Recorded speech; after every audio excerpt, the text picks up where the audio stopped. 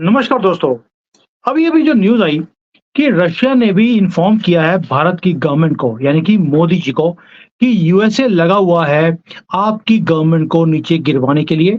और उसने राहुल गांधी के साथ हाथ जोड़ लिया है ताकि राहुल गांधी को प्रधानमंत्री बनाया जाए, यानी कि ऐसे सपने उन्होंने राहुल गांधी को दिखा दिए हैं। अब जयशंकर भी सामने आ गए कि हमें पहले तो पता है कि हमारी गवर्नमेंट को वैसे ही गिरने की कोशिश की जा रही है, जिस तरह से शेख हसीना की गवर्नमेंट को बांग्लादेश से गिरवा दिया और हमने यूएसए से डरना बंद कर दिया है। ये ऐसा क्यों बोला? उसका रीज़न है कि अमेरिका में अब दोबारा से आवाज़ उठनी शुरू हो गई कि भारत के ऊपर सैंक्शंस लगाए जाएँ। सैंक्शंस किसके लिए? पता नहीं। क्या भारत ने कोई नई चीज़ कर दी जिसके लिए सैंक्शंस लगाए जाएँगे? पता नहीं है। सिर्फ एक फ़ोटो निकला था जहां पर मोदी जी पुतिन को गले लगाकर मिल रहे हैं रशिया में जाने के बाद। और अभी मोदी जी जाने वाले हैं कहां पर? यूक्रेन में। इससे अमेरिका को आग लगी पड़ी है कि पहले तो रशिया में मिलकर आ गए, अब यूक्रेन में जा रहे हैं, कहीं ये युद्ध बंद तो नहीं करवा देंगे। और अमेरिका नहीं चाहता कि ये युद्ध कभी भी बंद हो। और अमेरिका के रास्ते में जब भी किसी ने शांति की बात करी है या को एग्जिस्टेंस की बात करी है, आप भी दुनिया में राज कीजिए, हम भी करेंगे, तो अमेरिका ने हमेशा ही सैंक्शंस का सहारा लिया। आपको ये जानकर भी हैरानी होगी, मैं इसके ऊपर जब इन्वेस्टिगेशन कर रहा था, कि जो सबसे पहला जो सैंक्शंस अमेरिका ने लगाए थे, वो लगाए थे 1807 में। यानी कि 200 सवा 200 साल पहले भी इन्होंने ब्रिटेन है, फ्रांस है, इनके ऊपर सैंक्शंस लगाने की इन्होंने सैंक्शंस लगाई भी थे जब इनके प्रेसिडेंट थे थॉमस जेफरसन। ये तो हालत है अमेरिका की। और जब जापान राइज़ कर रहा था, तो वर्ल्ड वॉर के टाइम पर भी इन्होंने जापान के ऊपर 2-3 बार सैंक्शंस लगाए। भारत के ऊपर भी 3 बार सैंक्शंस लगा चुका है, जब भी हमने अपने आप को आगे लेके जाने की कोशिश करी। और जब से मोदी जी आए हैं, उसके बाद तो इनकी जैसे वह पंजाबी बोलते हैं, फटके हाथ में आ गई है, वो अमेरिका का हाल है। अमेरिका नहीं चाहता कि भारत जिस तरह से राइज़ कर रहा है, राइज़ करे। दूसरा, जैसे हम आँख डालकर, उनकी आँखों में आँखें डालकर जैसे हम बात करते हैं, उस तरह कभी भी भारत करे। भारत को हमेशा ही इन्होंने सैंक्शंस का ड्रावा दिया। जब हमने एस-400 लिया, तब भी बोला इन्होंने कि भई आप एस-400 लेंगे तो हम आपके ऊपर सैंक्शंस लगा देंगे। हमने बोला भाड़ में जा। उसके बाद बोला तेल नहीं खरीदना, हमने तेल भी खरीद लिया, भाड़ में जा। उसके बाद हमने पुतिन को गले भी लगा लिया। फिर बोला जयशंकर ने, भाड़ में जाओ यूएसए। अब तो ये लड़ाई ओपन आ गई है कि अमेरिका नहीं चाहता कि मोदी जी की गवर्नमेंट दोबारा से गवर्नमेंट में आए, और गलती से आ भी गए थर्ड टर्म में। अमेरिका को उम्मीद थी कि इस बार पप्पू जीत जाएगा, जितना गंद उसने डाला हुआ है, लेकिन उसकी एक भी नहीं चली। अब अमेरिका ये जो पोटेंशियल, ये जो सैंक्शंस का ड्रावा देता है, रशिया के ऊपर सैंक्शंस लगाए, कोई फ़र्क पड़ा? रशिया फल-फूल रहा है। नॉर्थ कोरिया के ऊपर लगाए, ईरान के ऊपर लगाए, कोई फ़र्क नहीं पड़ता। यानी कि दुनिया में अब इनके सैंक्शंस लगाने से कोई फ़र्क नहीं पड़ता है, और ये सारी दुनिया देख रही है। अब उसका रीज़न क्या है? दोस्तों, रीज़न बहुत गहरे हैं, और ये आपको प्रशंसा करनी पड़ेगी मोदी जी की, क्योंकि उन्होंने जो पिछले 10 सालों में एक इकोनॉमिक ग्रोथ जो भारत में लेकर आए हैं, ये ग्रोथ हमने पहले कभी भी देखी नहीं थी। 8 साढ़े 8% के ऊपर इकोनॉमी राइज़ कर रही है, वो भी कब? जब कोविड से पूरी दुनिया त्रस्त थी। अभी भी रिसेशन के अंदर है, और हम राइज़ कर रहे हैं। ये जो इकोनॉमिक ग्रोथ है, इसके कारण अमेरिका चाहता है हमारे ऊपर सैंक्शंस लगाना, लेकिन वो लगा नहीं पा रहा। और दूसरा एक और रीज़न है, भारत को अपनी जो शक्ति है ना, ये पावर, वो महसूस होनी शुरू हो गई है कि we are a 1.4 billion consumption market. अगर अब हमने अपनी जो ताकत है, इसको एनफोर्स नहीं करना, आँखें में आँखें डालकर अगर इनको, अमेरिकन को अगर अब नहीं दिखाना तो कब दिखाना है?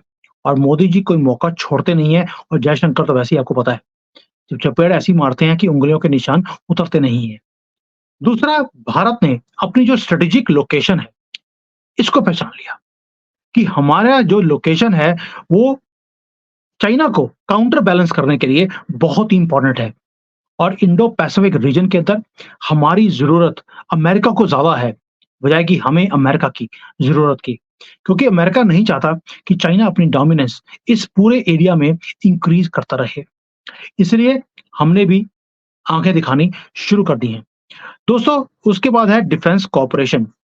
हमने डिफेंस की जो कॉर्पोरेशन है, अमेरिका को दिखाया कि हम सारी दुनिया से माल खरीद रहे हैं, जो हमें टेक्नोलॉजी ट्रांसफर करेगा। अमेरिका हमें हथियार बेचना चाहता है, क्योंकि we are the largest importer of arms. लेकिन हमने बोला टेक्नोलॉजी ट्रांसफर कर दो, हम ले लेंगे। अब अमेरिका को दिखता है कि भाई इतने मुंह में पानी आ रहा है, हथियार बेचने की तो उसकी मेजर इंडस्ट्री है, भारत बड़ी मार्केट है, हम ले नहीं रहे। तो अब उनको भी पता है कि अगर हमने भारत के ऊपर सैंक्शन लगा दिए, जिंदगी भर के लिए भारत कभी भी अमेरिका से हथियार नहीं खरीदेगा। इसीलिए जो भारत है, वो भी इस चीज को जानता है और हम भी स्क्रू टाइट करते जा रहे हैं। अमेरिका हमें बोलता है कि हम आपको ऊपर सैंक्शन लगाएंगे, हमने उनकी आर्म्स जो लॉबी है उसी के ऊपर सैंक्शंस लगा दिए कि हम नहीं खरीदेंगे जब तक आप हमारी बात नहीं सुनते। इसलिए वो हमें वेट एंड वॉच पे लगाया हुआ है, हमने उनको वेट एंड वॉच की पॉलिसी के ऊपर लटका के रखा हुआ है। पंजाबी में बोलते हैं लटका के रखना, खूंटी से लटका दी है उसको अमेरिका को। ये है मोदी जी की पॉलिसी। एक और है, जो भारत की जो अप्रोच है, जो ये प्रेशर है यूएसए से, और जी सैंक्शन लगा देंगे। मैं जो भारत है, भारत ने भी अपनी अप्रोच को चेंज कर दिया। हमने भी बता दिया कि तुम सैंक्शन लगाने की कभी भी अगर बात करोगे, हम नहीं सुनेंगे, हम वही करेंगे जो हमारे नेशनल इंटरेस्ट में हमने करना है। इन्होंने हमें बोला कि अगर आपने रशिया से एस-400 खरीदा, हम काटसा लगा देंगे। काटसा का मतलब है सैंक्शंस है एक, काउंटरिंग अमेरिकाज़ एडवर्सरीज़ थ्रू सैंक्शंस। ये उन्होंने हमारे ऊपर एक थोपा था। उसके बाद बड़े भंगड़े डाल के कांग्रेस में गए, अपनी कांग्रेस में, हमारी घटिया कांग्रेस नहीं, अमेरिकन कांग्रेस में। वहाँ पर ये बिल पास ही नहीं हुआ। उन्होंने बोला ईरान से तेल नहीं खरीदा, हमने खरीदा। बाद में जब बहुत ज़्यादा प्रेशर आया, हमने रोक दिया, लेकिन इनिशियली हमने नहीं रोका था। रशिया से आज भी रोक नहीं रहे हैं, हमारा 30-35% तेल आज भी रशिया से आ रहा है, डिस्काउंटेड रेट के ऊपर। दूसरा, एक और चीज़ करी भारत ने, हमारे जो जब जब से जयशंकर जी आए हैं, एक चीज़ तो माननी पड़ेगी यारो, जयशंकर जैसा मैंने फॉरेन मिनिस्टर आज तक पूरी दुनिया में नहीं देखा। हम भी बोलते हैं हमारी पॉलिसी ऑटोनोमस है, इंडिपेंडेंट है, हम अपने नेशनल इंटरेस्ट में काम करेंगे। तुसी कौन? जब हम पूछते हैं तुसी कौन, इनके पास आंसर नहीं होता। और जो ये आप देखेंगे जो फ़ियर है, अमेरिका का फ़ियर, और भाई हमारे कांग्रेस ये था, इनके पैरों में लेटते रहते थे। उनके बूटों को अपनी साड़ी से ये साफ करते थे। आज ऐसा क्या चक्कर हो गया? हम अमेरिका से डरते ही नहीं है।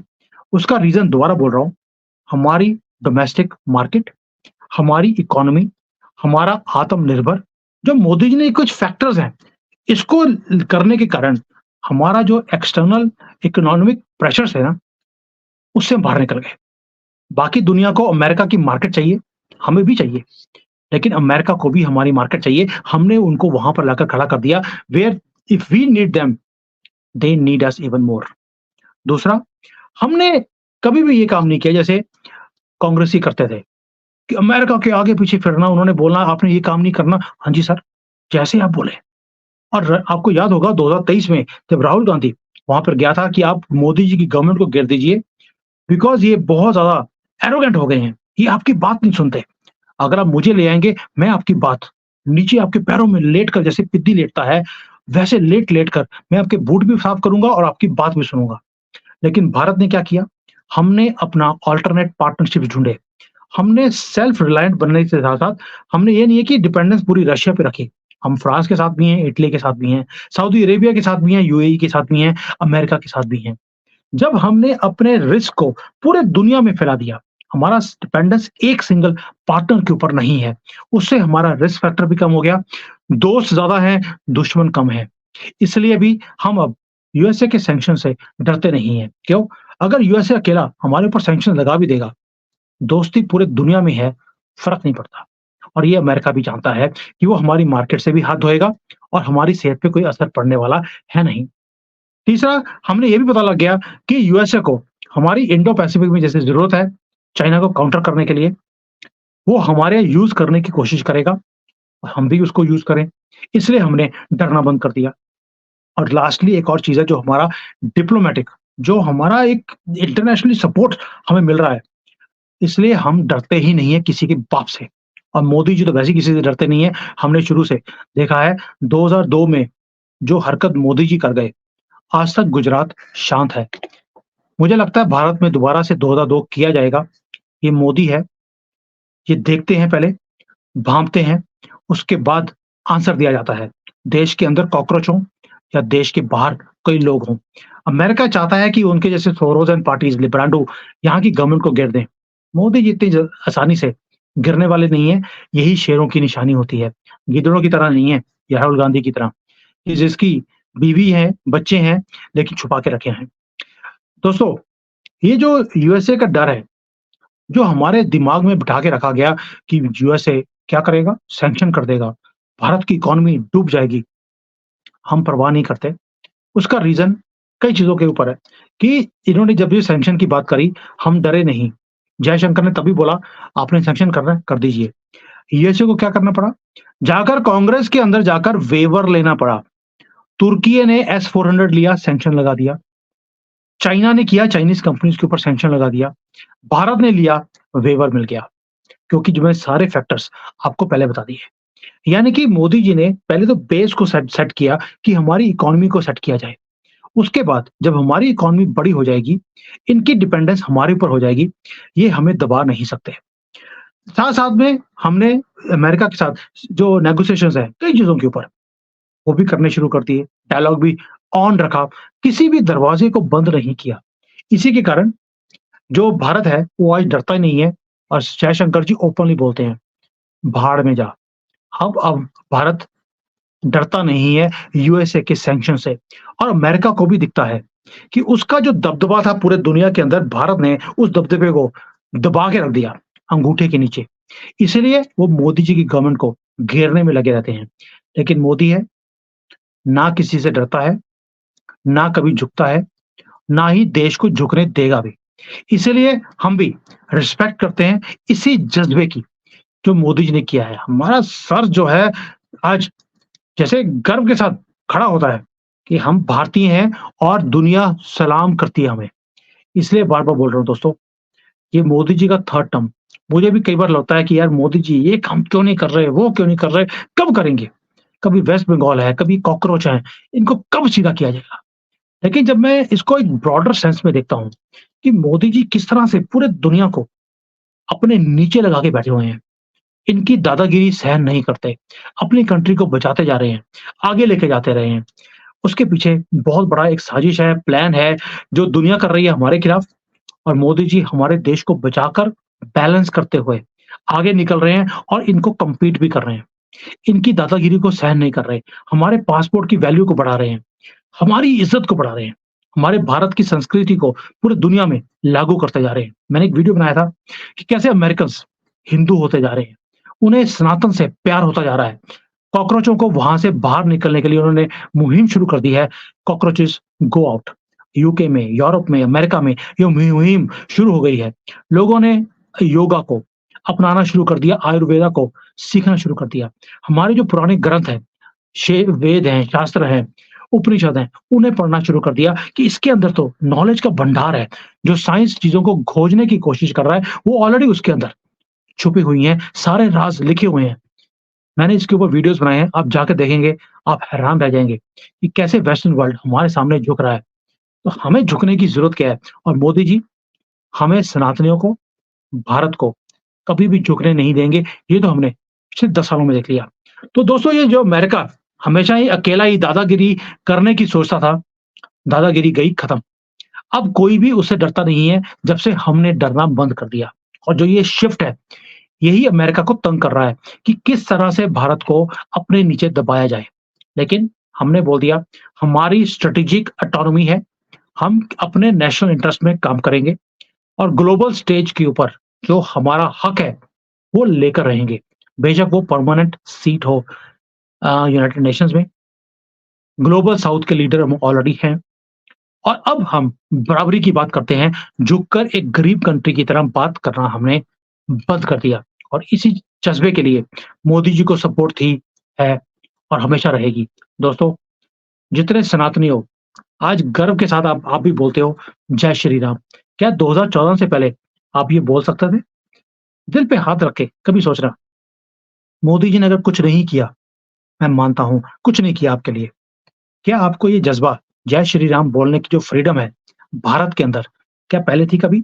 कभी आपने ऐसे जय श्री राम के झंडे अपने घरों के ऊपर लगाए थे? सोचकर मुझे कमेंट्स में बताना ज़रूर।